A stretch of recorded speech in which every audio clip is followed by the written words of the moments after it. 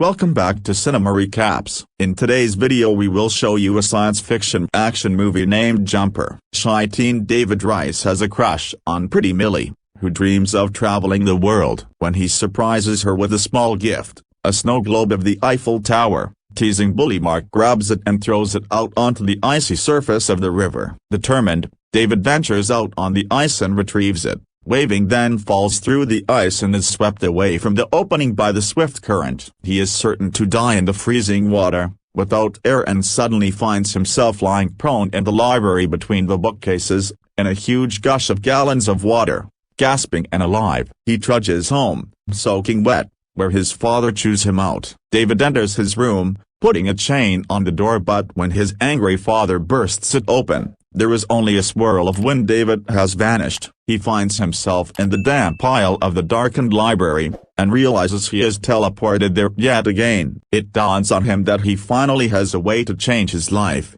to escape his situation, the same way his mother abandoned the family when he was 5. He teleports home and retrieves a small stash of money and a few belongings. But before he leaves town, he stops outside Millie's house. Millie is not consoled by her mother's arms. She is sure that David is dead. She hears a noise outside, steps cautiously out into the yard and finds the snow globe sitting on the swing set. From this she knows he is alive, but he does not respond to her calls. The next day he is on a bus to the city, where he rents a cheap room. He practices teleporting in the park, learning how to control his power. Then he cases a bank, and robs it by teleporting directly into the vault in the middle of the night. He laughs as he realizes his bag isn't big enough to take away all the money. Teleports back to his shabby hotel for another bag and repeats this until his room is awash in money and he lies on a bed of it. However, the mysterious Roland appears at the bank investigation,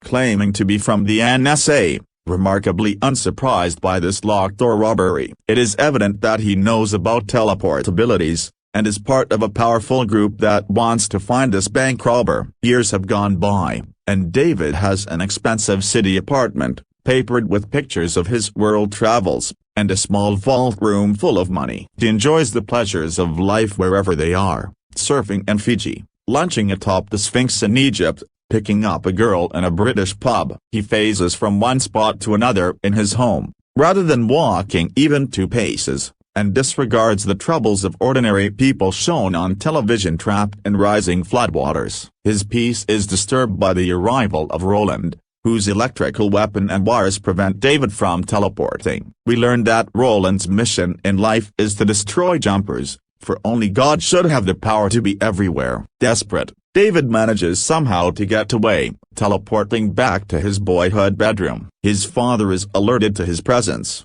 and comes to the bedroom door, begging him to stay. David teleports away as his father forces the door open. His idyllic lifestyle disrupted, he decides to see his lost love, Millie. He finds her still in the same town, working at a bar. His old nemesis Mark manages to start a fight once again, and in a rush David teleports with him into a bank vault, then leaves him there. Returning to the bar, he asks Millie to go with him to Rome. She is shocked, but as it's her lifelong dream she can only accept. When they get to Rome, he enjoys her delight as he shows her around the ancient city, but is balked when they find the Colosseum closed. Rather than take no for an answer and return another day, he goes around the corner, and when she catches up, he is holding a gate open to admit her. He continues to open doors from the inside as they pursue their private tour until they try to go down to the floor of the stadium. Suddenly he is surprised to meet another jumper, Griffin,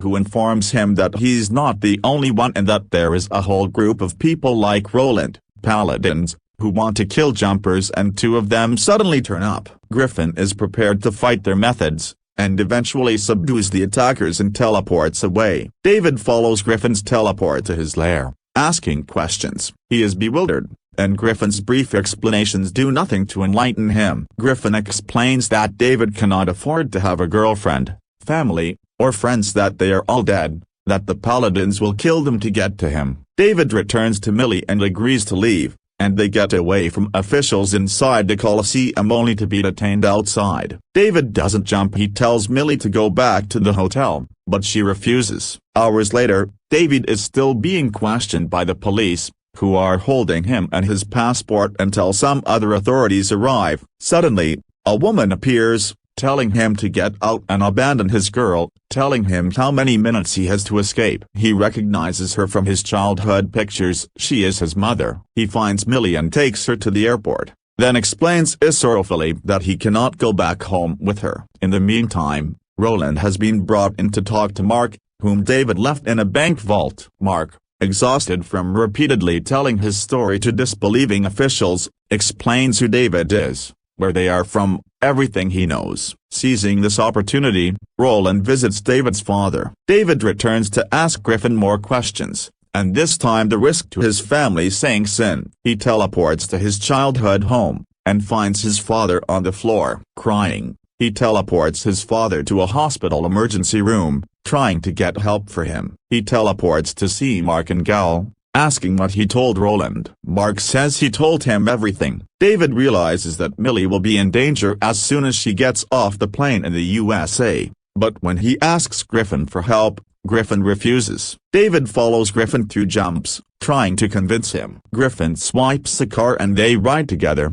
Griffin teleporting the car through traffic as it suits him. They exchange some bits of information. The Paladins killed Griffin's parents when he was 5, and David's mother left when he was 5. David asks about teleporting the car, and Griffin laughingly tells of a jumper who tried to teleport a building. He died in the attempt. Finally, Griffin agrees to help David for a limited engagement. The many drawings of Roland in Griffin's home make it clear that he has a grudge against this paladin. They arrive in the USA and Millie's flight already arrived an hour before. He teleports to her apartment, hoping to get her out quickly, but Roland and his attack squad arrive before he can begin to explain. He manages to teleport her to Griffin's lair and Griffin chews him out for it, because Roland can directly follow his teleport. Griffin prepares to abandon his home, but when Roland appears an epic battle begins. At one point Griffin teleports a bus at Roland, who manages to dive underneath it as it bounces. David is trapped,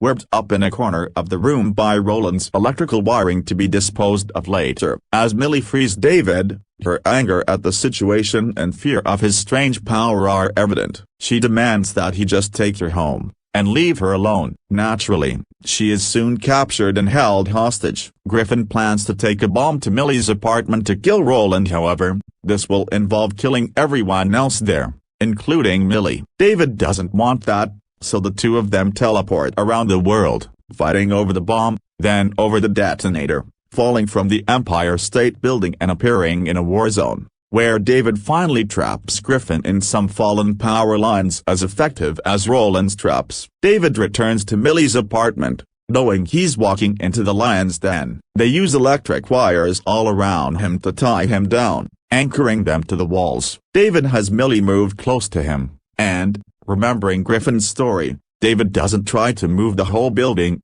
just the parts attached to the anchor wires. As he uses his power, the building begins to rip apart, and the roof shatters as the apartment disappears out from under it. David teleports Roland to a cave and leaves him there, saying he should be grateful he didn't drop him at the sharks. David vanishes, and Roland walks to the cave opening, finding himself up an isolated cliff in the Grand Canyon. It is winter, and we see David walk up to an expensive home and knock. A teenage girl answers the door, followed moments later by David's mom, who sends her daughter to her room. David is there to find out what it all means, and why she left him as a child. She explains that she is a paladin, and when he made his first teleport at age 5 she could not kill him, so she left him because she loved him. He thinks she should do more, and she explains that she is, right now, because she's giving him a head start. He realizes he will not get more from her. He leaves the house, and Millie meets him outside. He asks where she wants to go, and she says, "Surprise me." They teleport away, and the movie ends. Thank you very much for watching this movie recap video. For more videos smash the like and subscribe button.